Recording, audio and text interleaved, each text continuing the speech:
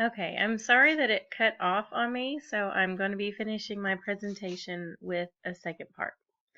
So I was just explaining about the post test and how I gave them the same prompt to write, and I counted the number of students who used capitalization, punctuation, and complete sentences. And I compared the post-test results with the pre-test results.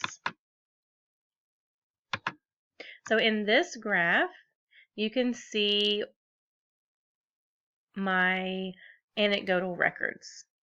I took anecdotal records each week, twice a week, while they were writing in their writing journals. And I was just jotting down their writing behaviors, what I saw as they were writing in their writing journals.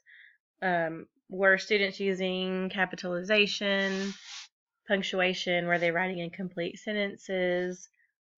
Were they needing reminders?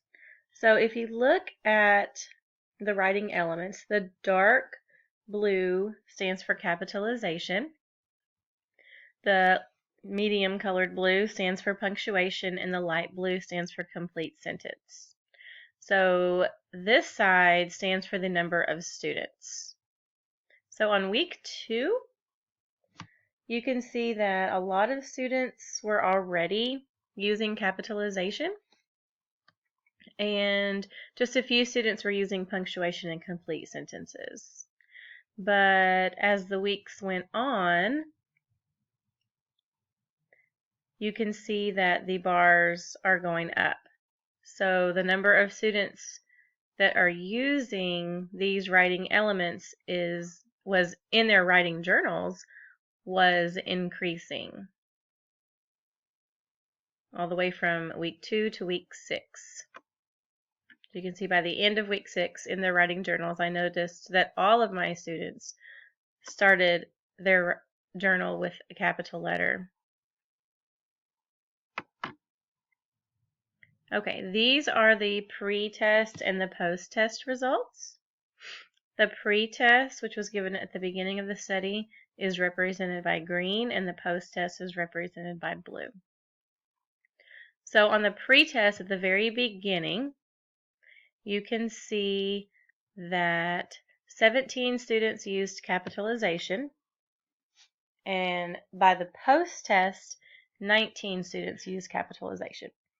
So capitalization was really an element that they were already understanding. Most students were already using capitalization, but there was an increase there.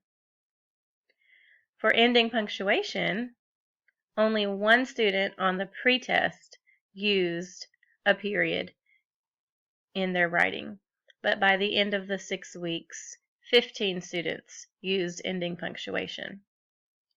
And complete sentences, 11 students wrote in a complete sentence on the pretest, and that increased to 15 students on the post-test. So it's clear, based upon these results, that the mentor sentences was beneficial, and it helped to increase the number of students who were using capitalization, punctuation, and complete sentences. So going back to my question, does using mentor sentences as a teaching strategy improve sentence writing ability in first graders? And I can clearly see, based upon the results of the pre and the post test and the anecdotal records, that yes, it is beneficial, and it did help them to better their sentence writing ability. There is evidence that using the mentor sentences as a teaching strategy was beneficial, and it increased their sentence writing ability.